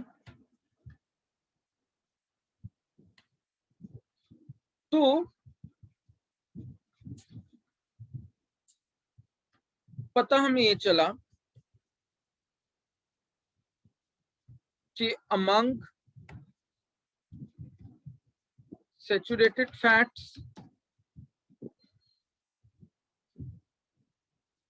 MUFAs एंड PUFAs जो प्रायोरिटी आपकी होनी चाहिए वो MUFAs होने चाहिए, सेकंड पे PUFAs होने चाहिए, और थर्ड पे सैचुरेटेड फैट्स होने चाहिए। So एज अ डाइटिशियन जब भी आप लोगों को, पेशेंट्स को बताओगे तो आप इन्हीं तीन इसी प्रायोरिटी से आप बताओगे।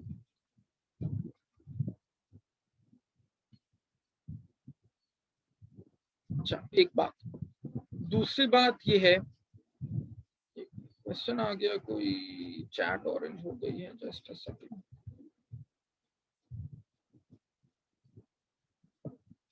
अच्छा, what are the sources of MUFAs? MUFAs के सोर्सेज बेटा मैंने अभी बताए। म्यूफास के अंदर आ जाता है हमारा ओलिव या olive oil, peanut oil, almond oil, nuts and seeds, ये सारे एग्जांपल्स हैं म्यूफास के, ठीक है। अच्छा, मैं बता रहा था कि हाँ, व्हेन वी टॉक अबाउट म्यूफास,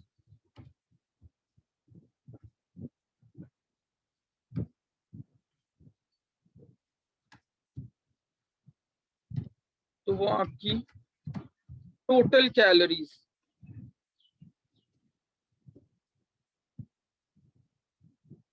का 20% दिन में आप ले सकते हो। प्यूफास अपनी टोटल कैलोरीज का 10% ले सकते हो। और जो सैचुरेटेड फैट्स हैं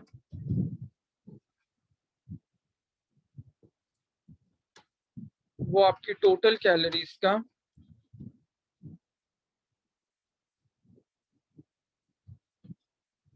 लेस देन 7% होने चाहिए।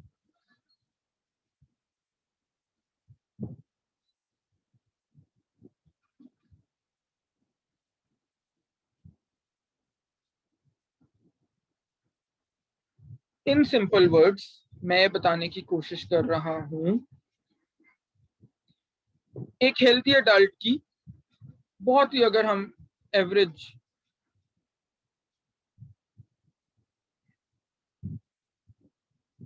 कैलकुलेट करें caloric requirements,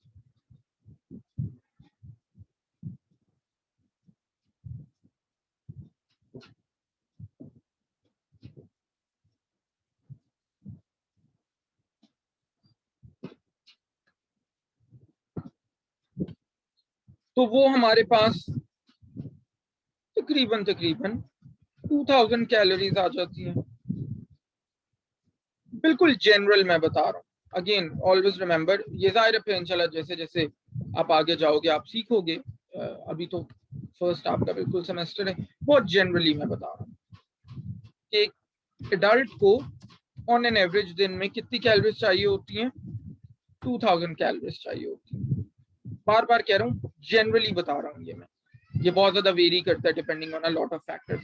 so let's say कि 2000 कैलोरीज अगर उसने पूरे दिन में कंज्यूम करनी है,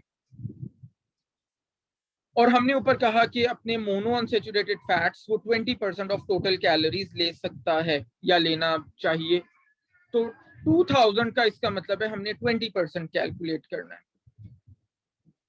2000 का हमने 20% कैलकुलेट करना है। सो इट मींस कि 20 डिवाइडेड बाय 100 मल्टीप्लाइड बाय 2000 कितना आ गया?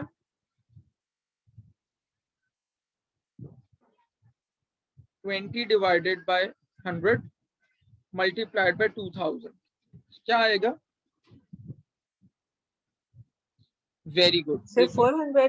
दैट्स राइट, बिल्कुल ठीक है।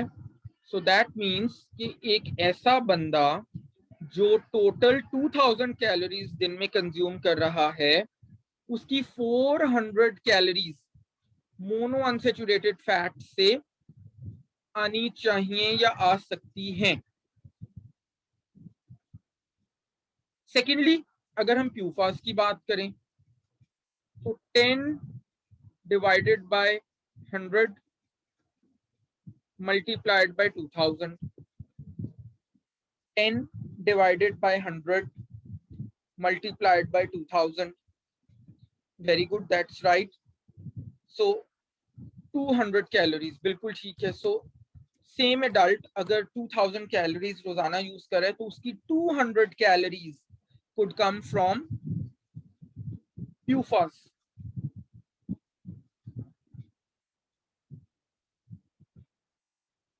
ठीक है। और थर्डली हमने कहा सैचुरेटेड फैट्स लेस देन 7% होने चाहिए।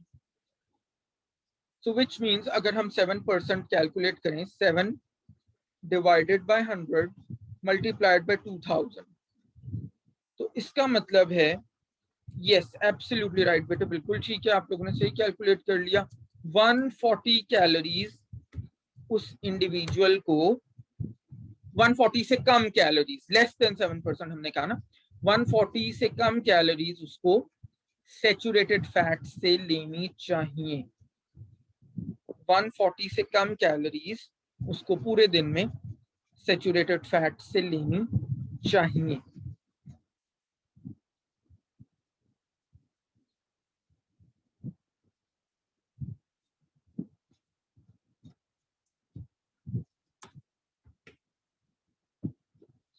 ओके जी, आपको मैं एक असाइनमेंट दे रहा हूँ, छोटी सी असाइनमेंट मीन्स अभी करने के लिए, कोई ऐसी फॉर्मल असाइनमेंट नहीं।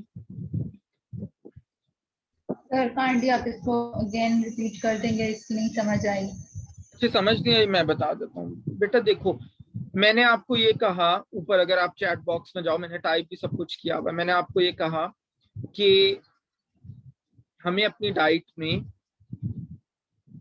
20% calories mono unsaturated fatty acid से लेनी चाहिए। कितनी? 20%। 10% कैलोरीज हमें पॉली अनसेचुरेटेड फैटी एसिड से लेनी चाहिए, और लेस देन 7% कैलोरीज हमें सैचुरेटेड फैट से लेनी चाहिए। ठीक है, ये मैंने कहा। तो लेट से एक बंदा अगर पूरे दिन में 2000 कैलोरीज लेता है, तो इसका मतलब है उन 2000 कैलोरीज का 20% वो म्यूफास्ट से ले, 10% वो प्यूफास्ट से ले, और 7% से कम वो सैचुरेटेड फैट से ले। तो अब हमने 2000 का 20% निकालना है।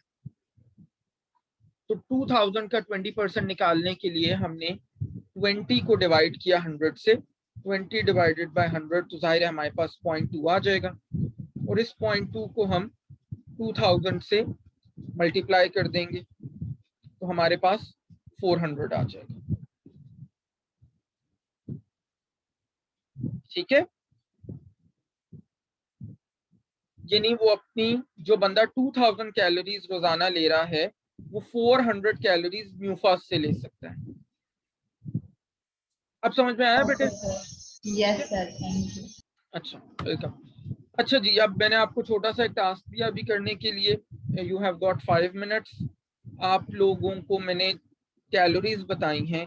400 कैलोरीज लेनी चाहिए म्यूफास्ट से, 200 कैलोरीज लेनी चाहिए प्यूफास्ट से, और लेस देन 140 कैलोरीज लेनी चाहिए सैचुरेटेड फैट से। किसको? एक ऐसा बंदा जिसकी टोटल कैलोरीज वो दिन में 2000 ले रहा है। आपने इन कैलोरीज को ग्राम्स ऑफ फैट्स में कन्वर्ट करके मुझे बताना है। ठीक है, यू हैव गॉट 5 मिनट्स। आप लोग करें, अपने आंसर्स चैट बॉक्स में टाइप कर दें, और फिर मैं आपको बताता हूँ। ठीक है जी, तो 5 मिनट है आपके पास।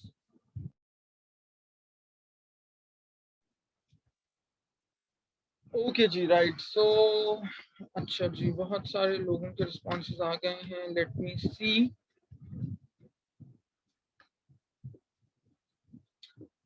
कहाँ गया? Okay, MUFAs 4 lakh grams, PUFAS 2 lakh grams, saturated less than 1,40,000 grams. 400 calories, 200. Same answer, same answer, same answer. Okay. Aisha, Andaleeb. अच्छा, okay.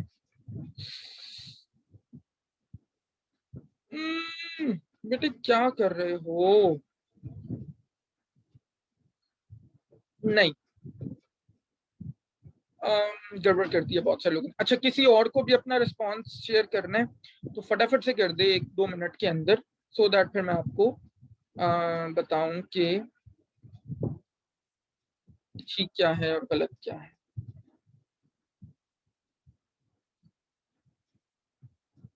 बस 1-2 मिनट में फटाफट से बेटे अपना रिस्पांस शेयर कर दो, अगर आप शेयर करना चाह रहे हो।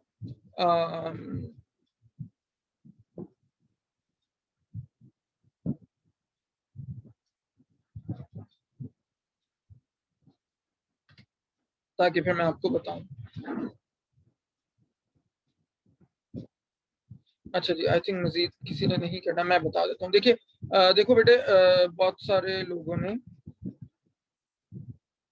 गलत कैलकुलेट किया हुआ। ठीक है, 1-2 लोगों का मैं देख रहा हूँ सही है, बाकी कुछ लोगों का गलत है। अच्छा, मैंने सिंपली आपको ये कहा कि हमने म्यूफास की, प्यूफास की, सैचुरेटेड फैट्स की कैलोरीज कैलकुलेट की हैं एक ऐसे इंडिविजुअल के लिए जो पूरे दिन में 2000 कैलोरीज कंज्यूम कर रहा है।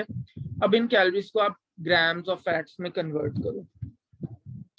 तो जैसे अलीना ने कहा कि, नहीं अलीना ने नहीं कहा, अंदलीब ने कहा कि 1 gram of fat gives us 9 calories. Alina बेटे, how we were suppose to know that, इसलिए क्योंकि ये मैं आपको पिछले लेक्चर में करवा चुका। ठीक है, तो पिछला लेक्चर जाके आज देखना और सुनना, तो आपको पता चल जाएगा कि ये मैं आपको कितनी डिटेल से करवा चुका हूँ। ठीक है, सो जनाब आप सबको पता है, आप सबको पता होना चाहिए कि when 1 calorie of fat is burned it gives us 9 grams। बेटे क्या कर रहे हो, एक मिनट, अब ठहर जाओ, अब मेरी बात सुन लो पहले। 1 कैलोरी इज इक्वल टू 0.129, ये क्या चीज है? नहीं प्लीज मेरी बात, अब ठहर जाओ, अब रुक जाओ सारे लोग, अब जो मैं समझा रहा हूँ उसको समझने की कोशिश करो। When 1 gram of fat is burnt, अच्छा मैंने टाइप, एक तो ये वो भी नहीं होता ना, डिलीट भी नहीं होता। When 1 gram of, मेरे लास्ट मैसेज को इग्नोर कर दो। When 1 gram of fat is burnt, it provides us 9 calories of energy. When 1 gram of fat is burnt, it provides us 9 calories of energy. जब हम 1 ग्राम fat consume करते हैं तो हमें कितनी एनर्जी मिलती है? 9 कैलोरीज। अब अगर हम, जो मैंने आपको सिनेरियो, गिवन सिनेरियो था, उसमें हम पॉली अनसैचुरेटेड फैट से कितनी कैलोरीज ले रहे थे? 400 कैलोरीज ले रहे थे, ऐसे ही है? यहां तक कोई डाउट? जो मैंने आपको सिनेरियो दिया था उसमें हम पॉली अनसैचुरेटेड फैट से 400 कैलोरीज ले रहे थे, अच्छा 200 ले रहे थे, सॉरी, पोली से 200 ले रहे थे, बिल्कुल ठीक है जी, पोली से हम 200 कैलोरीज ले रहे थे। ठीक है, सो जनाब 200। सर ये कैलोरीज वाला समझ नहीं आ रहा। क्या चीज बेटे? ये तो हमने अभी कैलकुलेट किया है ना, ये कुछ नया तो नहीं बता सर रहे? हम ये ग्राम्स में क्यों कन्वर्ट कर रहे हैं? किलो कैलोरीज में भी तो रख सकते हैं ना। मैं बताता हूँ उसकी वजह।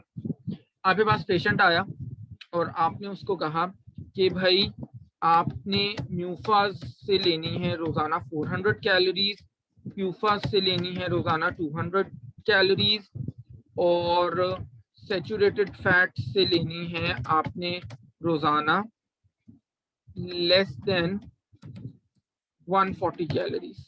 ऐसे ही है इसमें, यहाँ पे तो कोई मुश्किल नहीं है, कुछ इशू नहीं है यहाँ पे जो मैंने लिखा, या आपने अपने पेशेंट को बता दिया। ठीक है, अच्छा, अब पेशेंट आपको कहते हैं कि भाई मुझे तो नहीं पता कि कितनी कैलोरीज किस चीज से आएंगी, तो मुझे तो आप ग्राम्स में बताएं, मैं तो स्पून्स में मेजर करूंगा ना अपना फैट। लेट से मैं 1 टीस्पून या 1 टेबल स्पून देसी घी लेता हूं, तो मुझे क्या पता उससे कितनी कैलोरीज आएंगी? आप मुझे ग्राम्स में बताएं कि जी मुझे कितनी अमाउंट देसी घी की लेनी चाहिए, कितनी अमाउंट नट्स की लेनी चाहिए, कितनी अमाउंट ओलिव ऑयल की लेनी चाहिए, कितनी अमाउंट मुझे सीड्स की लेनी चाहिए, आप मुझे ग्राम्स में बताएं। ठीक है, पेशेंट को तो नहीं पता ना कैलोरीज, ये तो आपको पता है एज अ डाइटिशियन, आपने तो उसको ग्राम्स में ही कन्वर्ट करके बताना है ना, ऐसा है या नहीं है? जी सर सही है। ठीक है, इसलिए हम कन्वर्ट करना चाह रहे हैं। अच्छा, अब कमिंग बैक, म्यूफास से स्टार्ट करते हैं। मैंने सादा सी बात ये कही कि म्यूफास हमने 400 कैलोरीज देनी है पेशेंट को, ग्राम्स में कन्वर्ट करने के लिए 400 को मैं सिंपली क्या करूंगा, 9 से डिवाइड कर दूंगा, तो मेरे पास आ जाएगा 44.44 grams of mono unsaturated fats, यानी पूरे दिन में उसको 44 ग्राम्स म्यूफास लेने चाहिए।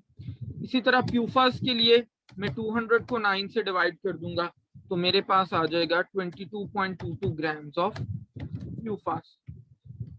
और इसी तरह सैचुरेटेड फैट्स, मैंने उसको कहा लेस देन 140 ग्राम्स पूरे दिन में उसको लेने चाहिए। इसका मतलब है कि सैचुरेटेड फैट्स के लिए 140 डिवाइडेड बाय 9 में करूंगा, which will be 15.5 grams of saturated fats less than 15.5 grams of saturated fats उसको पूरे दिन में लेने चाहिए।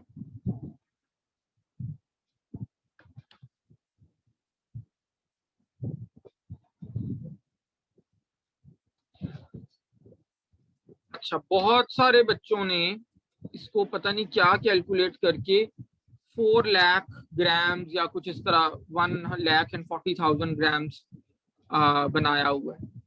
तो बेटे मुझे ये बताओ, कैलकुलेशंस में जाए बगैर कोई बंदा एक दिन में 1,40,000 ग्राम्स ऑफ फैट ले सकता है? Just using your common sense, calculation को छोड़ो, गोली मारो। 1,40,000 या जो 4 लाख ग्राम्स आपने बनाया हुआ है वो कोई ले सकता है? 4 लाख ग्राम्स पता है कितना बनता है? 400 किलो। 400 नहीं सर। ठीक है, 400 किलोज। ठीक है, तो वो इम्पॉसिबल है, हो ही नहीं सकता। ठीक है, तो क्योंकि 1 gram of fat gives us 9 calories of energy, तो इसलिए हमने 9 से डिवाइड कर देना है। यानी इन सिंपल वर्ड्स, हाँ, आयशा ने और आई बिलीव अंदलीब ने, 2 बच्चों ने ठीक किया था। इन सिंपल वर्ड्स बेटे मैं कह रहा हूं कि आपको मैंने अगर दिया है, लेट से आपको कहता हूं convert 300 calories into grams of fats, तो आप बिल्कुल आसानी से क्या करोगे? 300 divided by 9, this will be 33.33 grams of fats.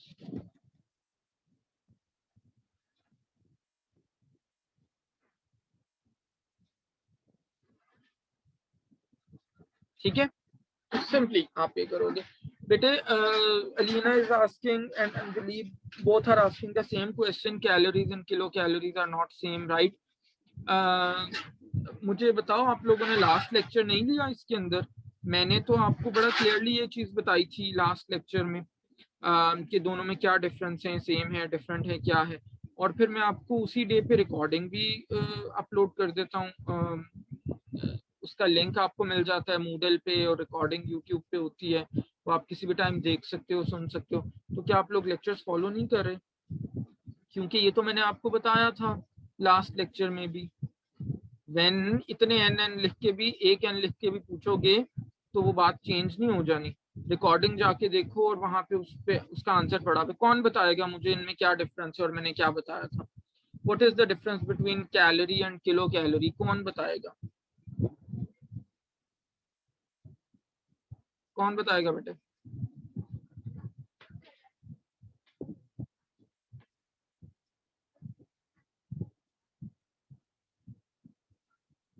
मैंने बताया था मरियम लास्ट लेक्चर में या नहीं बताया था?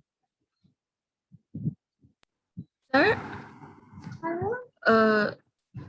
As long as I remember कि हम जस्ट जनरली कैलोरीज को किसी पेशेंट्स के लिए रेफर करते हैं तो हम KCL को कैलोरी ही रेफर करते हैं। KCL अगर किधर लिखा हुआ होता है फूड ब्रांड्स पे तो हम उसको कैलोरी ही रेफर करते हैं।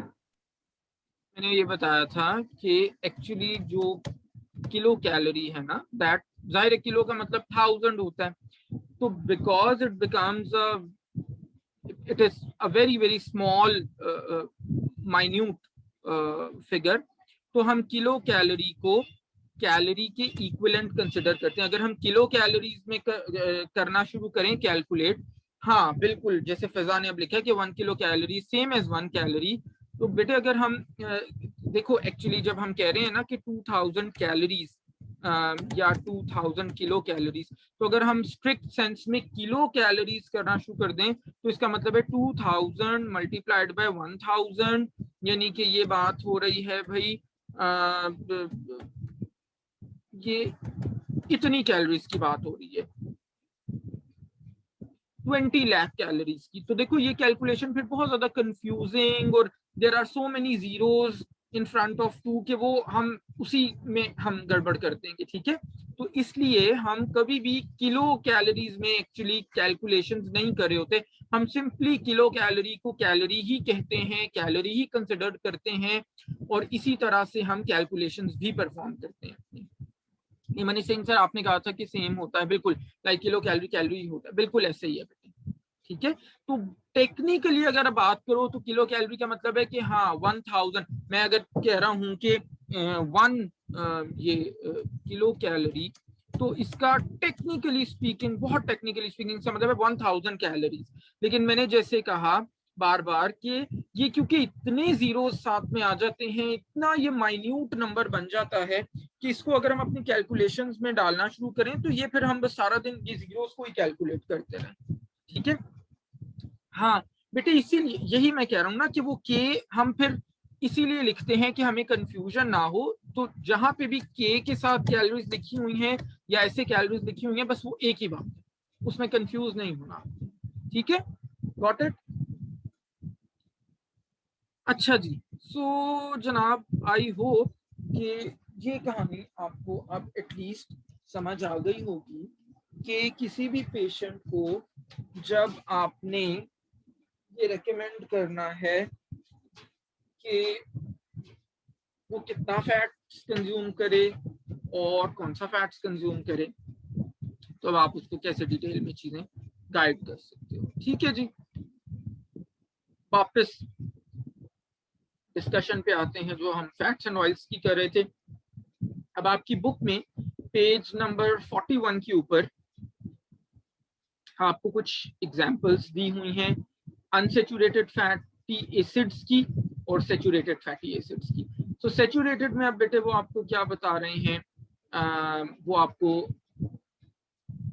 Fatty acids butyric, caproic, caprylic, capric, stearic और एराकिडिक, ये सारी एग्जांपल्स हैं सेचुरेटेड फैटी एसिड्स की।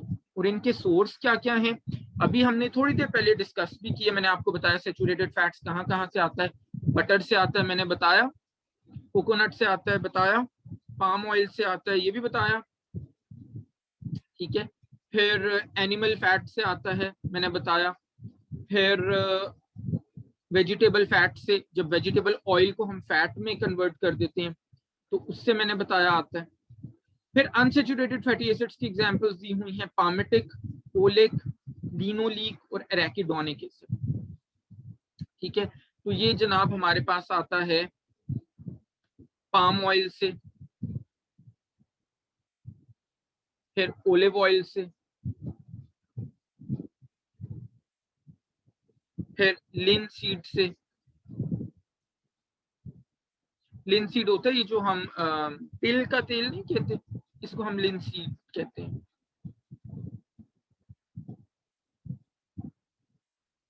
ठीक है। और एनिमल लेसिथिन से, किससे? एनिमल लेसिथिन से,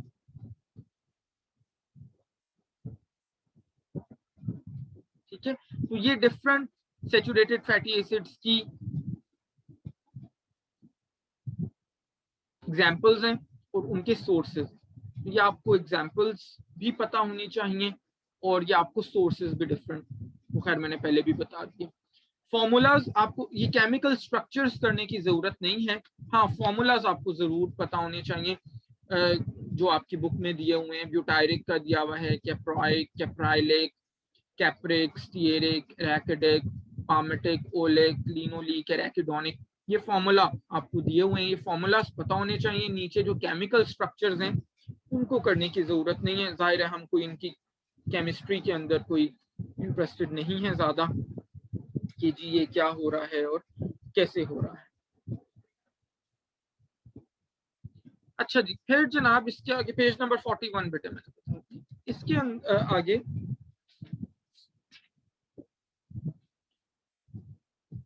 जैसे हमारे पास मोनोसेकेराइड्स, डाइसेकेराइड्स, ओलिगोसेकेराइड्स और पॉलीसेकेराइड्स होते हैं, उसी तरह मोनोग्लाइसराइड्स, डाइग्लाइसराइड्स और ट्राइग्लाइसराइड्स भी होते हैं।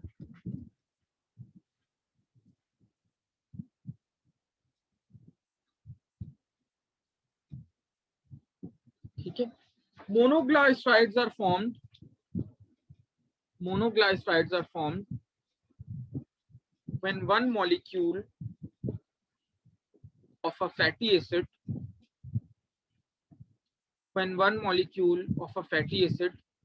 combines with one molecule of glycerol. Monoglycerides are formed when one molecule of fatty acid is combined with one molecule of glycerol.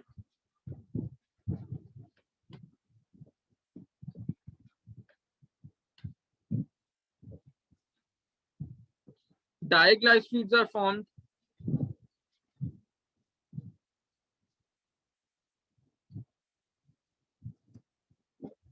when two molecules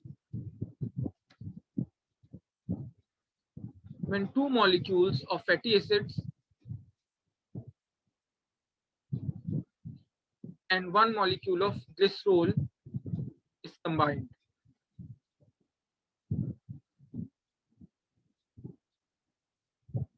And lastly, triglycerides are formed when three molecules of fatty acids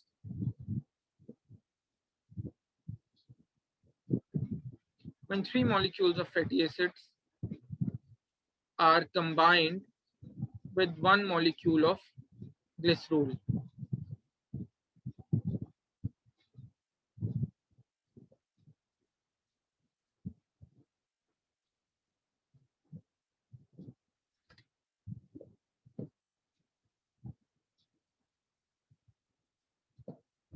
जो हम बात करते हैं fats and oils की, तो वो mainly these are mixtures of triglycerides.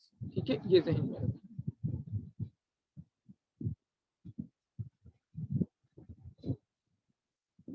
अच्छा, फिर properties of oils and fats.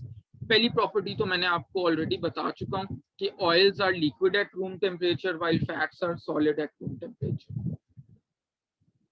Oils are liquid at room temperature while fats are solid at room temperature. दूसरी, oils contain more unsaturated fatty acids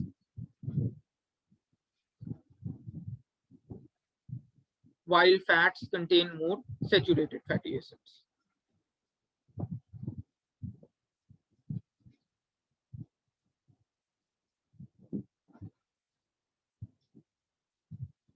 तीसरी जो इनकी property है वो है एमल्सिफाई होने की प्रॉपर्टी। अभी लेक्चर के स्टार्ट में मैंने बताया था कि fats are insoluble in water and soluble in organic solvents. ठीक है, तो जब हम फैट्स को या ऑयल्स को वाटर में मिक्स करते हैं तो जाहिर है वो उसमें डिसॉल्व तो होते नहीं है। Both remain immiscible with each other.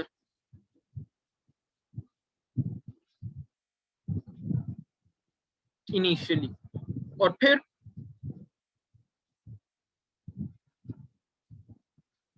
जब वो मिक्स होते हैं तो जो प्रोडक्ट बनती है उसको हम कहते हैं एमल्शन।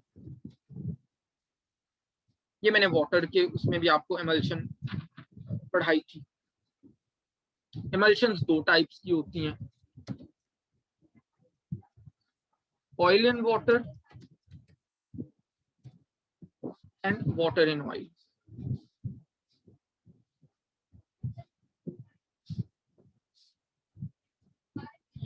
ऑयल इन वाटर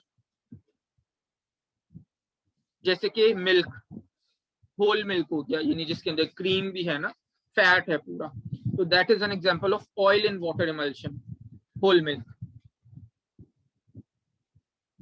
और जब हम बात करते हैं वाटर इन ऑयल एमल्शन की तो उसकी एग्जांपल आ जाती है बटर। बटर यानी कि ऑयल इन वाटर का मतलब है कि ऑयल कंटेंट कम है इस एमल्शन में, वाटर कंटेंट ज्यादा है जैसे होल मिल्क। और वाटर इन ऑयल का मतलब है कि वाटर कंटेंट कम है और ऑयल या फैट कंटेंट ज्यादा है जैसे कि बटर।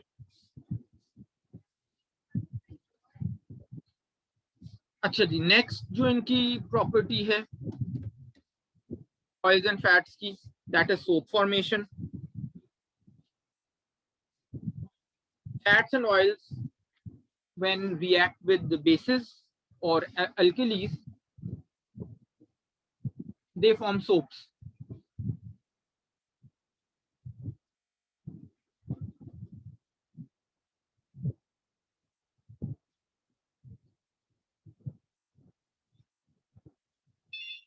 ठीक है.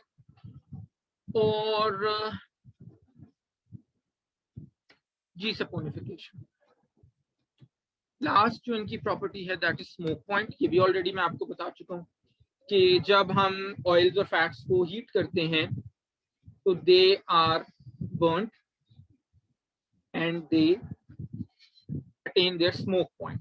तो जनरली जो स्मोक पॉइंट आता है 200 डिग्री सेल्सियस के आसपास आता है. हर ऑयल का डिफरेंट होता है, बट जनरली मैं आपको बता रहा हूँ on an average 200 degree Celsius के आसपास आता है.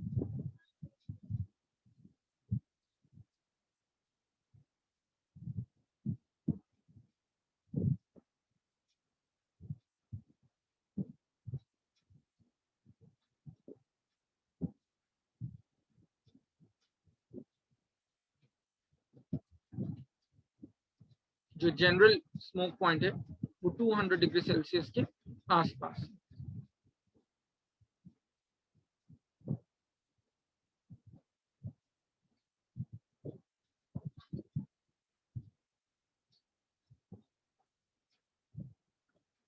जब हम टेम्परेचर्स को बहुत ज्यादा मजीद लेके जाते हैं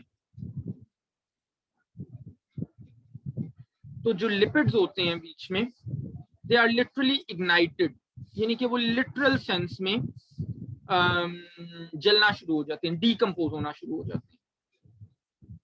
उस पॉइंट को हम फ्लैश पॉइंट कहते हैं.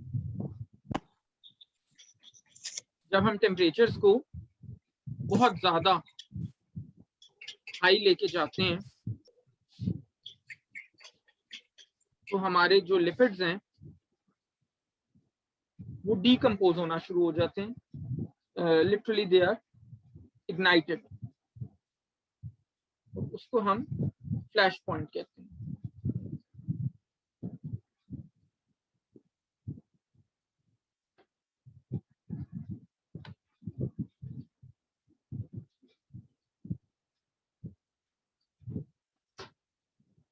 अच्छा जी, इसके अलावा एक बड़ी इंपॉर्टेंट टर्म हम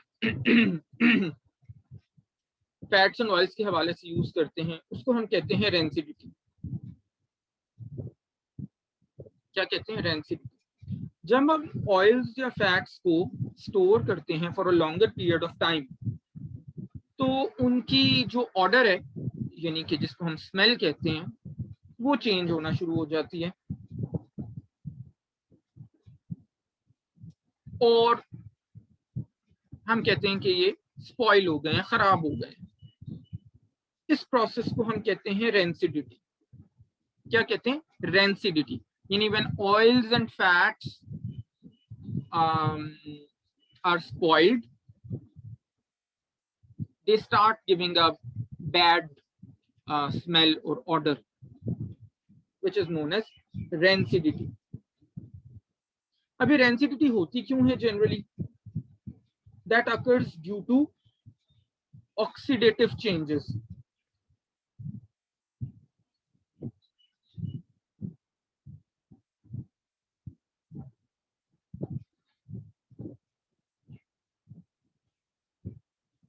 और ये ऑक्सीडेटिव चेंजेस जो हैं, these occur in the presence of light and high temperature. Light and high temperature.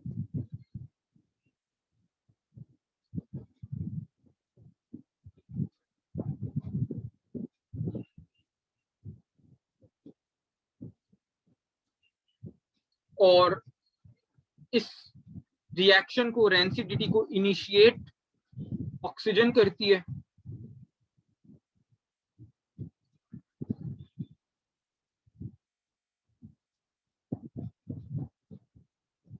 और जब ये ऑक्सीडेशन रिएक्शन स्टार्ट होता है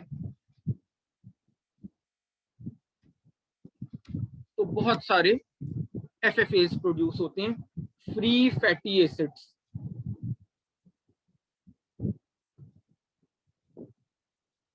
ये फ्री फैटी एसिड्स कन्वर्ट होते हैं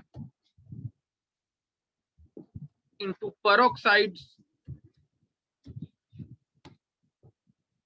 and hydroperoxides,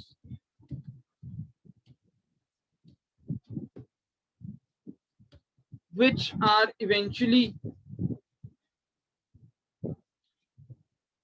converted into aldehydes, ketones और alcohols। और वो जो बैड स्मेल और अनप्लेजेंट ऑर्डर हमें आता है ऑयल से या फैट से, वो एक्चुअली इन कंपाउंड्स की वजह से आता है, एल्डिहाइड्स, कीटोन्स और अल्कोहल्स की वजह से।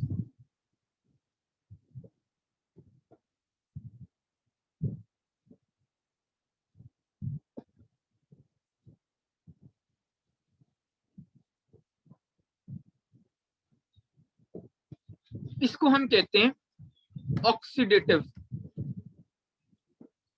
रैंसिडिटी।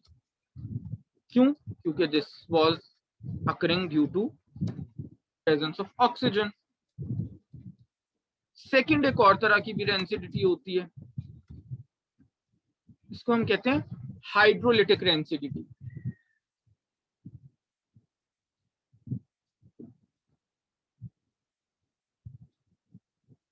सेकंड को हम क्या कहते हैं? Hydrolytic rancidity.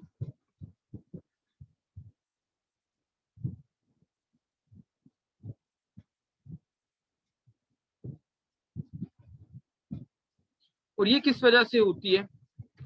This occurs due to an enzyme known as lipase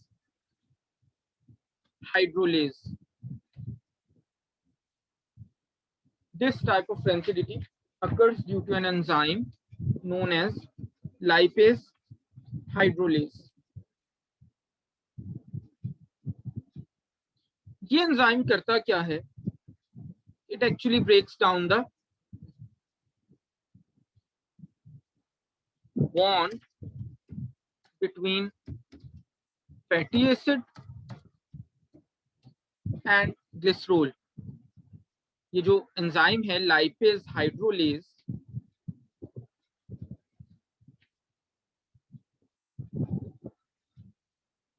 this actually breaks down the bond between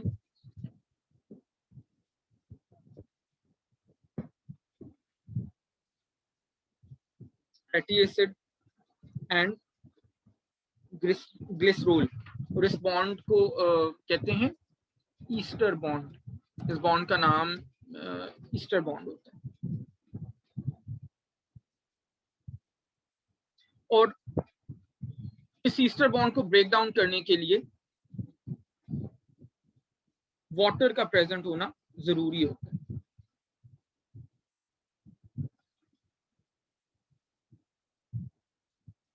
तो जाहिर है कि जब ईस्टर बॉन्ड ब्रेक होगा, which was holding together fatty acid and glycerol, तो जाहिर है फैटी एसिड अलहदा रिलीज हो जाएगा, ग्लिसरोल अलहदा रिलीज हो जाएगा, तो वो लिपिड तो नहीं रहेगा फिर ऑब्वियसली, और वो स्पॉइल हो जाएगा। अच्छा, जो लाइपेज हाइड्रोलेज एंजाइम है ना, ये नेचुरली भी प्रेजेंट होता है फैट्स एंड ऑयल्स में। और जब हम ये ऑयल्स की प्रोसेसिंग करते हैं इंडस्ट्रीज में, तो हमारी कोशिश होती है कि इस एंजाइम को हम डिस्ट्रॉय कर दें। क्यों डिस्ट्रॉय कर दें? इसलिए डिस्ट्रॉय कर दें ताकि ये एंजाइम नहीं होगा तो हाइड्रोलिटिक रैंसिडिटी होने के चांसेस नहीं होंगे। हाइड्रोलिटिक रैंसिडिटी नहीं होगी तो हमारा फैट या ऑयल स्पॉइल नहीं होगा। फैट या ऑयल स्पॉइल नहीं होगा तो उसकी शेल्फ लाइफ बढ़ेगी। शेल्फ लाइफ बढ़ेगी तो इसका मतलब है हम लंबे अरसे तक उसको यूटिलाइज कर सकेंगे।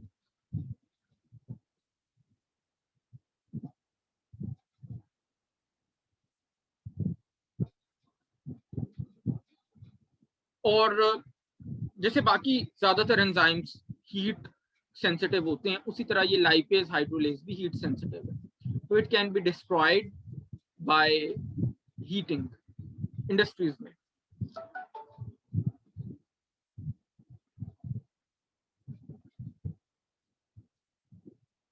ठीक है, तो इंडस्ट्री में हम कोशिश करते हैं कि हीट करके इस एंजाइम को डिस्ट्रॉय कर दें, so that oils and fats की हाइड्रोलिटिक रेंसिडिटी कम से कम कर सकें। और घर में अब रह गया मसला ऑक्सीडेटिव रेंसिडिटी का, तो उसका तरीका ये है कि कोशिश करें कि always store oils and fats in air tight containers, so that ज़ाहिर ऑक्सीजन एंटर ना हो सके, और store them in cool dark place, क्योंकि ज़ाहिर है वो हाई टेम्परेचर भी हमने देखा था ना, ऑक्सीजन और हाई टेम्परेचर ऑक्सीडेटिव रेंसिडिटी को इनिशिएट करते हैं। तो कूल डार्क प्लेस पे रखें ताकि वो टेम्परेचर भी ना मिले जिस पे ऑक्सीडेटिव रेंसिडिटी स्टार्ट हो। तो इस तरह से आप ऑयल और फैट को प्रिजर्व कर सकते हैं। मैं लगाता हूँ बेटे। इसी तरह से अगर हम टोकोफिरोल्स को ऐड करते हैं ऑयल्स एंड फैट्स में, तो उससे भी इसकी शेल्फ लाइफ इंक्रीज होती है। टोकोफिरोल्स बेसिकली विटामिन ई से आते हैं। टोकोफिरोल्स को भी हम ऐड करते हैं ऑयल और फैट्स की, ऑयल्स एंड फैट्स की शेल्फ लाइफ को इंक्रीज करने के लिए।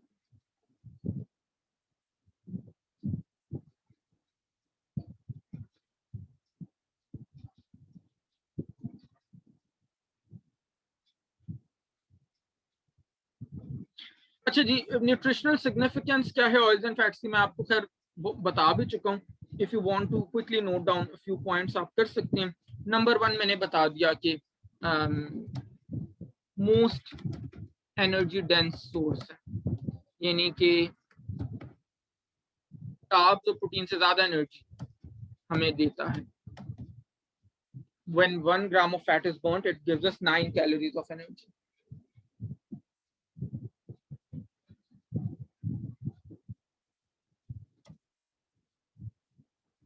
फिर मैंने बताया कि कुशनिंग इफेक्ट देता है, हमारे जो डेलिकेट ऑर्गन्स हैं, लिवर, हार्ट, किडनीज, लंग्स, इनके अराउंड एक लेयर बनाता है, प्रोटेक्टिव कुशनिंग लेयर होती है।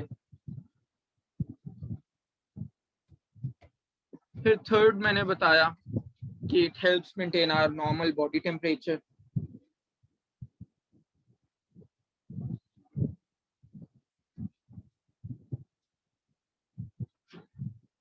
फिर fourth very very important one,